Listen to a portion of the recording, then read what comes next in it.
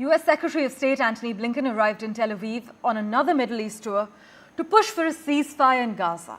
But Hamas raised doubts about the mission just hours after he landed by actually accusing Israel of undermining his efforts.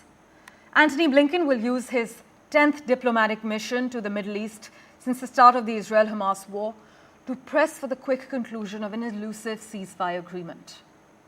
This visit comes after the White House proposed a new bridging plan on Friday to bring Hamas and Israel closer to a deal. Talks are actually set to resume this week. But at stake for the Biden administration is ending Gaza's humanitarian crisis, but also averting a broader war with Iran, which has hinted it will delay any attack on Israel while the talks continue. Preceding Blinken's visits were his French and British counterparts. In fact, in a joint article on Sunday, the pair actually warned of a cycle of violence, stating clearly that one miscalculation and the situation risks spiraling into an even deeper and more intractable conflict.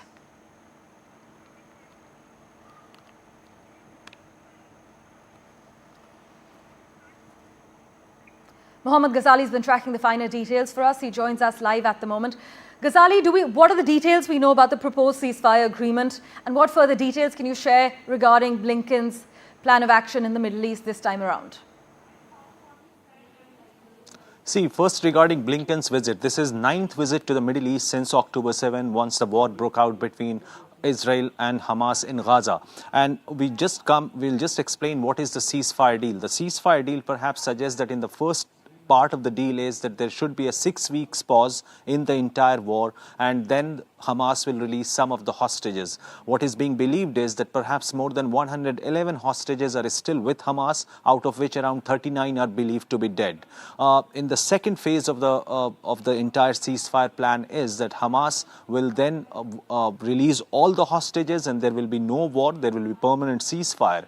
In the third stage of the ceasefire plan is that all the parties, all the stakeholders, maybe some Arab countries, Israel, and a governing body in Gaza will look for the reconstruction of the entire Gaza Strip. Now, where is the bottleneck? The bottleneck suggests that perhaps Hamas and Israel are not agreeing for control of the Gaza Strip. Israel believes that the Philadelphia corridor, the border between Egypt and Gaza near the Rafah border crossing, should not go to Hamas, is what Israel is insisting. But Hamas says that they can't leave the Gaza Strip. This is one of those bottlenecks which is being sort of negotiated between Israel and Hamas through the key negotiators like Qatar, Egypt, and even the US diplomats. Now, why this is a key meeting right now? Because we saw last week the ceasefire talks happening in Qatar. It went on for 2 days, and this week around the ceasefire talks the negotiations will be held in Cairo, Egypt's capital.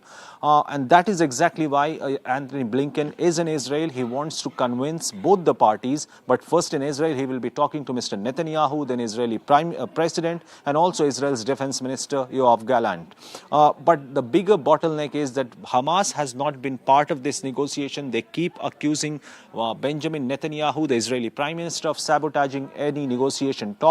The same is happening from Israeli side, where Mr. Netanyahu blames Hamas for sort of sabotaging the negotiation talks. And that is why, to bring both the parties on the table, to bring both the parties on the same page, Mr. Antony Blinken has flown into Israel. After that, he will visit Cairo. He will meet the Egyptian intel chief, Egyptian Prime Minister there, and then they will extend the ceasefire talks. But as of now, what Hamas believes is that Mr. Biden, the US president, he had proposed a ceasefire deal back in May, and that ceasefire deal should be implemented. Also, to tell our viewers that the first time a negotiation happened was in October last year, after 1 month of the war, when Hamas had released around more than 100 hostages and Israel had to release more than 200 Palestinian prisoners. So both the parties are negotiating it hard, but people involved, or the stakeholders involved in this negotiation, feel that perhaps it will take much more time to finalize the deal and get both the parties on the same page. As always, Ghazali, thank you so much for taking us through the detailed plan of action.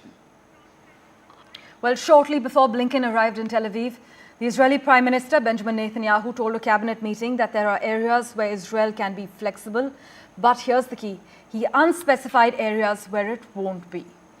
The renewed push to conclude a ceasefire comes as the Palestinian death toll in Gaza has climbed past 40,000 since the war began. These statistics as per the Palestinian Health Ministry. Meanwhile, the US Secretary of State, he actually has quite an action-packed schedule over the next 48 hours. We will be bringing you the latest details with my colleague Mohammed Ghazali.